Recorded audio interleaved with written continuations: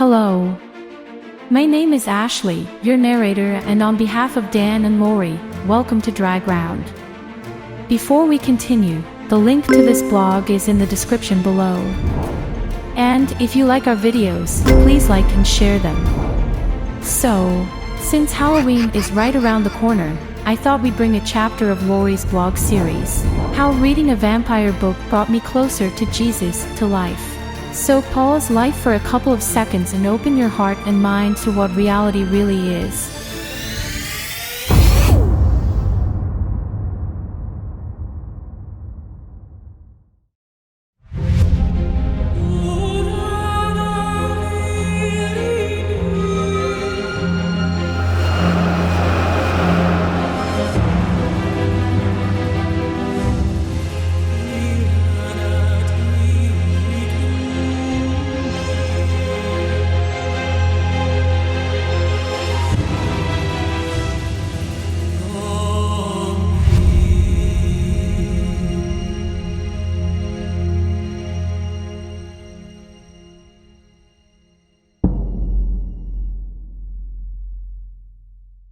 Romeo, Prince Charming, Mr. Darcy, Superman. They are highlights of the history of romantic heroes, our knights in shining armor.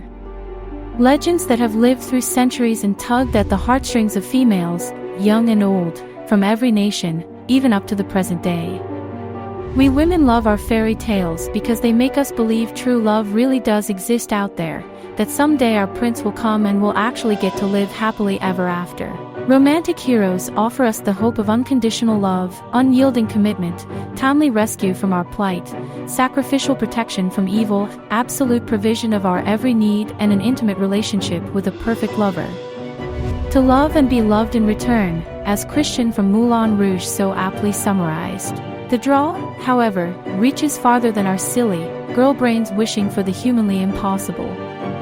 After all, males are subject to the power these stories wield as well, even having penned many of them.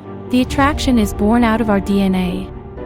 We all crave a perfect love because we were made by the perfect love.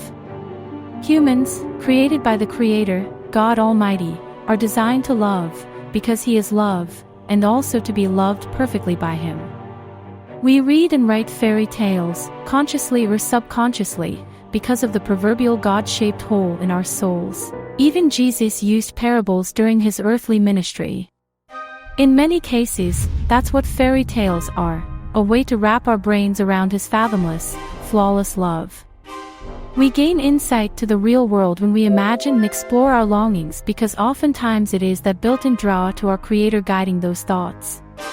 We can picture Jesus as Aslan the lion in the Chronicles of Narnia or Gandalf in The Lord of the Rings, and it helps us get a grasp on who He is and what He's done for us.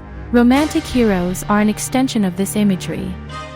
The problem, as I've mentioned before, is many of us can't or won't see Jesus as a lover, in the romantic, passionate, Song of Solomon way. That's, at the least, weird, at the most, blasphemous, right? No way. Look at our hero attributes, the ones we crave from fairy tales. Unconditional love, unyielding commitment or covenant, timely rescue from our plight or sins, sacrificial protection from evil, absolute provision, an intimate relationship with the perfect lover. Jesus is the real deal. Reading the fairy tales, like parables, helps us grasp His reality. Many romantic heroes in our present age have suffered under our culture's declining morality. But just when you thought chivalry had died, we are blessed with yet another hero to sweep us off our feet.